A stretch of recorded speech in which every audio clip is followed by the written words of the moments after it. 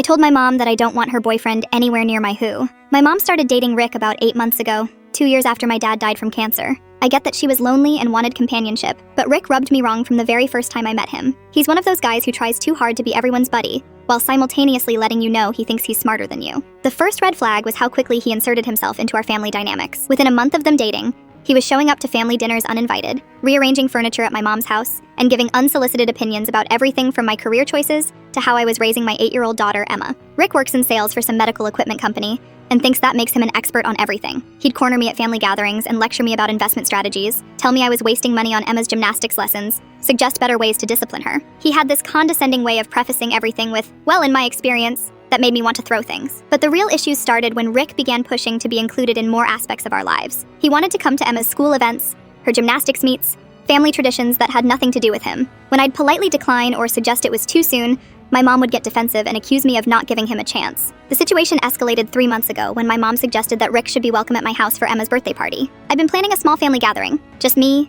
Emma, my mom, my sister, and her kids. Nothing fancy, just cake and presents in my backyard. When I said I wasn't comfortable having Rick there yet, my mom lost it. She said I was being unfair, that Rick was important to her, and I needed to accept that he was part of the family now. She threatened not to come to the party at all if Rick wasn't invited. That's when I realized this wasn't just about one birthday party. This was my mom testing whether she could override my boundaries in my own home. If I gave in now, Rick would expect to be included in everything going forward, regardless of how I felt about it. I told her plainly that Rick wasn't welcome at my house. Not for the birthday party, not for future holidays, not for casual visits. I said I was willing to see them both at her house or neutral locations, but my home was off limits to him. My mom acted like I declared war. She said I was being childish and selfish, that I was punishing her for finding happiness after Dad's death. She said Rick had done nothing wrong, and that I was creating drama for no reason. But here's the thing. I didn't need a specific reason beyond the fact that Rick makes me uncomfortable, and this is my house. I don't have to justify wanting to control who enters my personal space, especially when it involves my young daughter. The birthday party happened without them. My mom followed through on her threat and didn't come,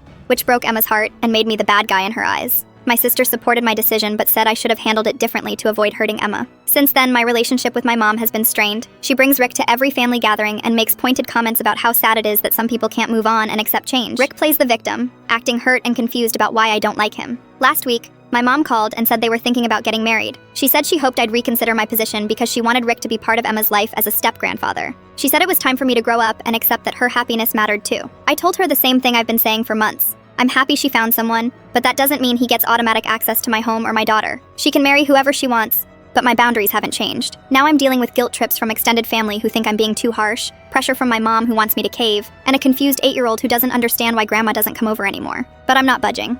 My house, my rules, my kid to protect.